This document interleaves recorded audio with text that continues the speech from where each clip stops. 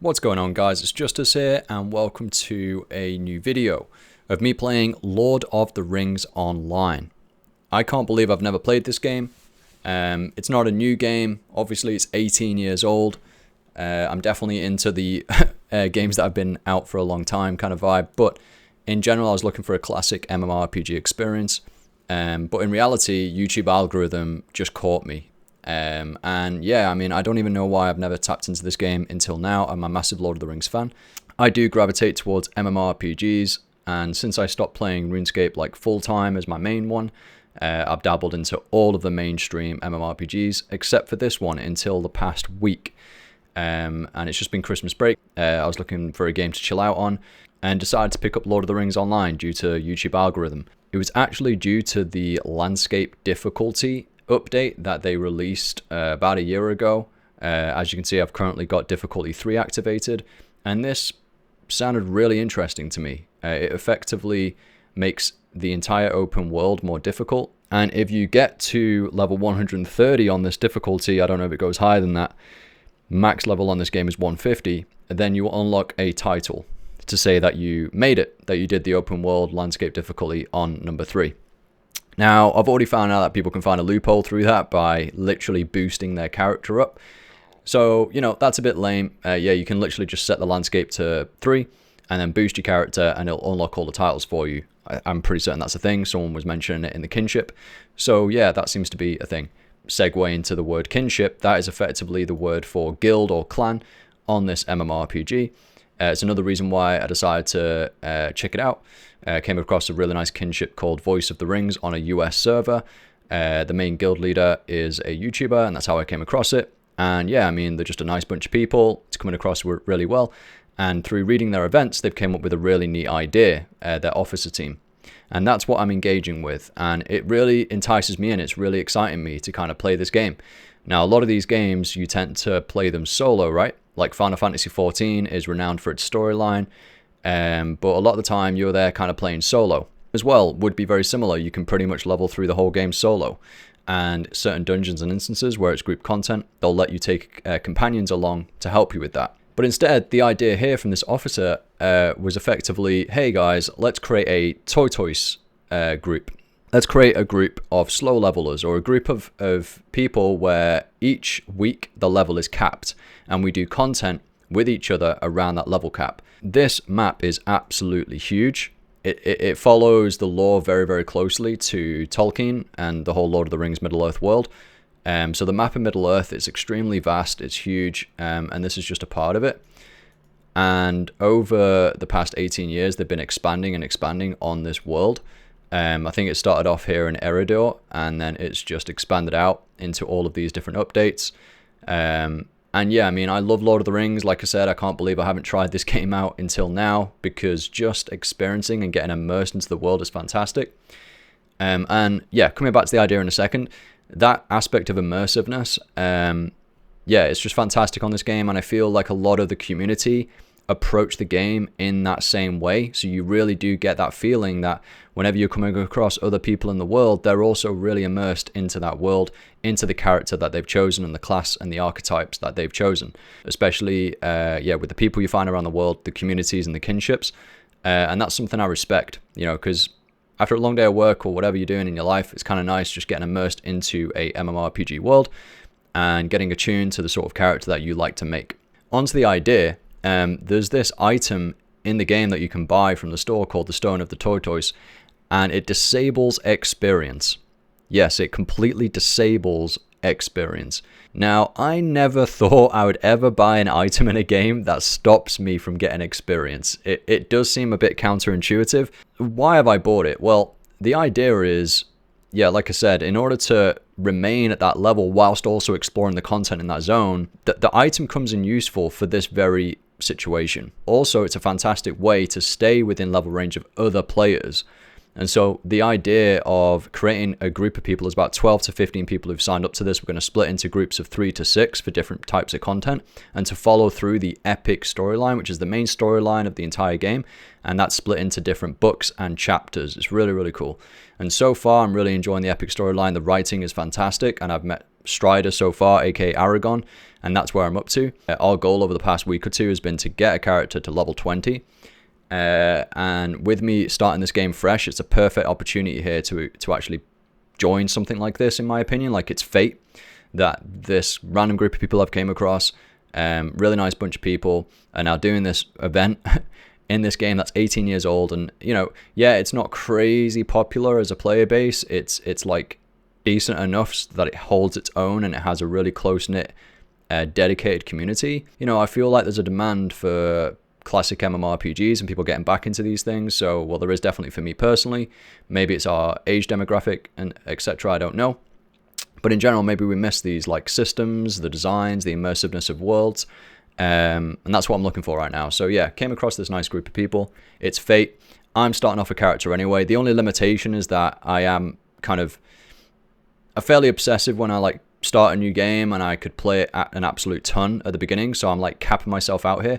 It's a pro or a con depending how you look at it. The pro of that is that I don't go hardcore into the game. I can still chill out and play my other games whilst doing what I need to do within the week or two, progressing up to a certain point, and then doing the group content on Sundays with this group. So that's really appealing to me. The con obviously is that you can no longer level past the cap that's been set by that group leader and by the officer for this event. So, but at the end of the day, you could just create a second character. So that limitation can easily be overcome by just creating another character, and there's a ton of different classes you can play on this game, so why not go and explore another class? Or just, if you really love this class, just set up a second character of that class and play through that and let that be your solo experience, or let that try and get to max quickly if you have loads of time on your hands. Or just chill out on this, dabble into it each week, get where you need to get to, and then have fun with the group. So yeah, Tortoise, Levin and Squad, we're going to follow through the epic storyline together. We're going to do all the dungeons and different sort of skirmishes and PVE kind of group content in this game in the zones that we're at in terms of level cap, and play it like it used to be. It would be extremely difficult to find people to do those older dungeons, because most people, if you're avidly doing PvE, will be at the max level 150. That's where the current content is, and you don't get a lot for going back to do the older content, I've heard, except for community, sense of community, maybe farming some resources. I have decided to make a captain class, as you can see here. Currently level 20, Justice, Bane of the Barrows. There's loads of different titles that you can earn and achieve from doing various different events and tasks throughout the game. I'm currently level 20. I've also got into doing some crafting. Crafting seems to be pretty nice, pretty in-depth, but also pretty classic. I'm metalsmith in order to make some armor, prospector in terms of finding ore around the world, mining that, and then changing that and refining it into ingots to then make the armor, so they go hand in hand. But then I'm also a farmer. When I got to about level 15, I got up to the point where I needed to for the story, ready for Sunday to play with the group. So, you know, I couldn't get any more XP through any major quests, and then one of the officers advised to do farming or get into doing some crafting, because that's a really fast way of leveling. Turns out it was. I learnt it. I might have some footage around that now.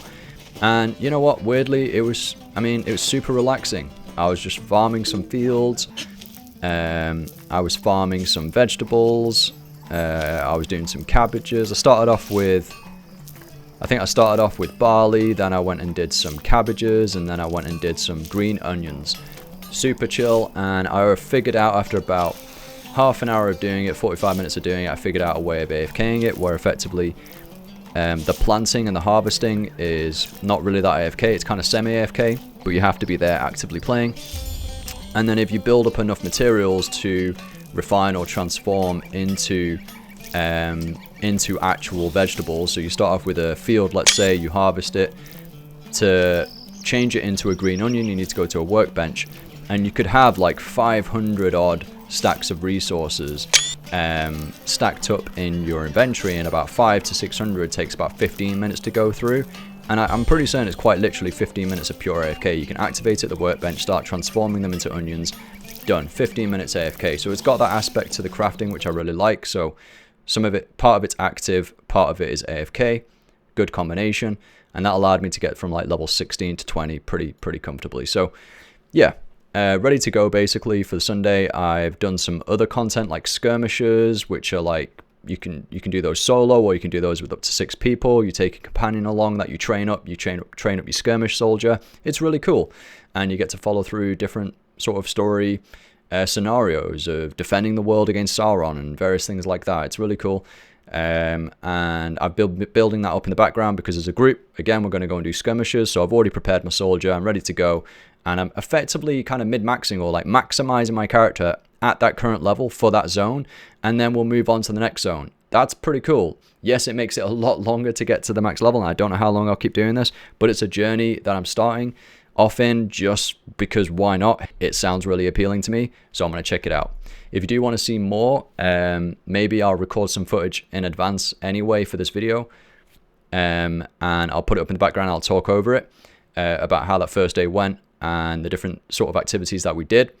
And if you do want to find out a lot more anyway about what I'm getting up to, just let me know in the comment section. But I thought this was a really cool way to experience the game. I'm really enjoying it. It's very immersive. It's a classic MMORPG experience. I'm playing a captain, which is like the closest thing I could get to being a paladin, basically. It's got a combination of healing and damage dealing and tanking. It's perfect class for me. I always tend to gravitate towards that. I main a protection paladin on World of Warcraft. And yeah, ever since moving away from RuneScape, where RuneScape you can just kind of, it's just a mix mash of anything really on there. It doesn't really go with the traditional kind of trinity of tank, healer, DPS. It does it very differently over in RuneScape. So when I left, when I went and explored other games, most of them MMORPGs follow the kind of DPS, healer / tank kind of roles. And this guy can do it all. So yeah, I'm pretty excited to delve into it. So if you go into traits, there are effectively 3 different skill trees. I can't enhance this. As one bugbear I have instantly with the game is that the UI is very dated, the user interface, and it doesn't scale very well with like 2K or 4K monitor screens. Now I play at 2K, 1440p. It'd probably look better at 1080p because again, it's an old game and it's old tech. It is something that the devs have put on their roadmap to improve. To look at the UI and make it scalable all the way up to 4K. So fingers crossed they actually do that because I'm pretty certain from research they've been saying that for years. So we'll see. They've got a lot on their plate this year, but it's looking promising. It's something I got past. Whether I deal with it in the long term, we'll see. But yeah, everything's kind of small. All this is scaled up and a bit blurry. This I can't seem to scale up. Maybe there's a way again, but either way, there is a healing tree, there is a DPS tree, and a tank tree for this class. A lot of the classes do tend to follow this kind of flow, but some classes do these sort of roles better than others, basically. My captain class is a kind of mainly support role. You can have 2 different loadouts I found. Right now, for soloing content, I've gone with the healing tree mostly with a bit of damage. Without the healing, I found I was just dying at this difficulty in the landscape, so I needed to increase my self-healing through various of these skills. And traits are effectively broken into 3 sets of traits. You have class traits, which are your trees. You have race traits, which is dependent on which race you chose. So in this case, I chose human. I also do have a dwarf as well. You can be an elf, you can be a hobbit. You can be a stout dwarf. There's various different things that you can be. High elf, normal elf, etc. River hobbit, I think, as well. So there's lots of different races and they come with their own traits. And then this is something which I don't fully get yet, but as you're going through the world doing different tasks, you earn virtue experience, and these unlock virtue traits that really do make a fundamental difference, I believe, to the gameplay and your survivability if you're a tank, or your DPS if you're a damage dealer, etc. And so I'm currently working on virtue traits that I believe are more tank orientated. So I've gone for tolerance, I've gone for fortitude, that increases mitigation and health effectively. Health in this game is referred to as morale. And then I have fidelity as well, which is all about mitigation again and increased health. I don't know where these go to. They increase in rank substantially. Again, brand new to this, but I've named that solo landscape currently. It's my solo landscape setup. So these are the different minions that I can spawn. You can spawn a guy called the Herald of Hope that I've renamed to Shield Bro, and he effectively increases my defenses, and then I can share some of my abilities with him as well, share some of the damage and my healing, etc. with this guy to keep him up. But whilst activating that ability, it also increases my critical defense, my physical mastery and tactical mastery rating. So again, various defenses. There is a lot to the abilities, actually. I'm not going to go into it all in this video. Maybe in time as I play the game more if you like the video. But overall, I really love the effects of the game. Colors of the heals are really cool. I really like the animations. That brings me on to graphics. The graphics of the game, yes, they might look dated at first, but when you get in here, I am playing on ultra graphics right now. When you get into the game, there is something about the game where it just feels, yeah, just really immersive, like you're in Middle-earth. And I personally like the graphics. For some reason, I like the graphics. The music, I'm literally humming it to myself when I'm not playing the game. It's just extremely relaxing and very immersive.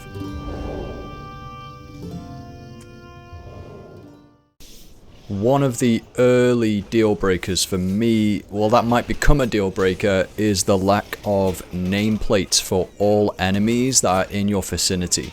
And by this, I effectively mean on other MMORPGs that I've played, like World of Warcraft, that I played for a substantial amount of time, and then Final Fantasy, RuneScape, all the mobs that you're fighting will have nameplates, it's called, which is their vitals. Their health bar, let's say, is a bare minimum above their model in game, and these nameplates will move based on where that model goes. It stays attached to them, and you can adjust them based on your preferences. Now, I did find there is an option in the game that allows you to enable that for the target that you are selecting, but that's it. There's also a very mundane workaround where you can press the H key when you're targeting a mob, and it will create a pop-up tooltip, and then it allows you to move that around. But obviously I can't imagine me doing that when there's already lots of stuff going on. You're trying to manage everything.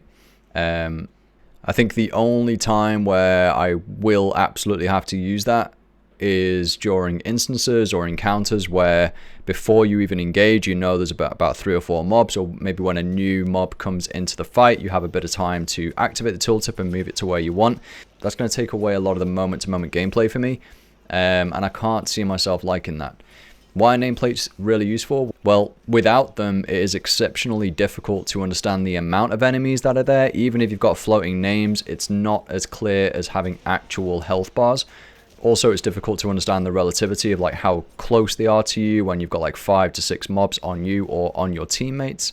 It's hard to gauge what enemies have low health versus high health, and that might contribute to certain abilities that have execute damage, or just in general, like you are struggling as a group, and it obviously helps. Let's say your tank's getting absolutely melted by like 5 adds. If there's one that has like only 10% health and the others have like 50%, they're all doing the same damage to the tank. Well, you're going to focus the one that has 10% health and get rid of that as soon as possible. So overall, it just allows... Overall, it increases your situational awareness, and ultimately you can become a much better player, and you can engage in combat encounters in a much more comprehensive way and have a bigger understanding of what's going on. You could also apply, let's say, a bleed to a high health mob whilst you're still on a low level mob, because what's the point in putting a bleed for like 15 seconds if the mob's going to die in 3 seconds? But that's like in depth. But overall, you know, it would be nice, especially maybe there's some classes that really optimize around buffs and debuffs and bleeds. It'd be nice to have those nameplates all the time so you could see what has those buffs and what doesn't. I don't know if this game gets into that complexity and that level of depth. Maybe it doesn't. Maybe I'm missing something here. I am about 30 hours into the game. I don't know. But I feel like it could be a deal breaker for me in the long term. And yeah, that's it. That's my first Lord of the Rings online video. The Kinship night went really successfully. I had a lot of fun. It was really great being able to level through the epic quest line with a group rather than solo, and then to experience the skirmishes at the level intended was also really fun. There was a guy in the Kinship who literally mentioned he had played the game for 11 years and had never experienced the skirmish we did in that way before. There was bosses that came out that he'd never seen before. There was mechanics we had to do that he'd never done before, because they're just completely blitzed it because they were always over leveled. And so it's really cool that not just new players but also very experienced players are getting something out of this. More to come.